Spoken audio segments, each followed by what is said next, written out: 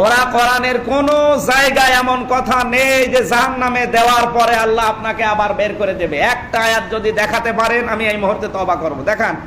কালেমা একবার যদি কেউ পড়ে একদিন না একদিন জান্নাতে যাবে, এই কথাটা ভুল। আমি আবার বলছি, আল্লাহ পাক কোরআনে যেখানেই জাহান্নাম আর জান্নাতের কথা দিয়েছেন সেখানেই দিয়েছেন খালিদিনা ফিহা আবাদা। কথা বলেন না কেন? খালিদিনা ফিহা আবাদা মানে কি? যেখানে যে প্রবেশ করবে স্থায়ী ভাবে চিরকাল থাকবে।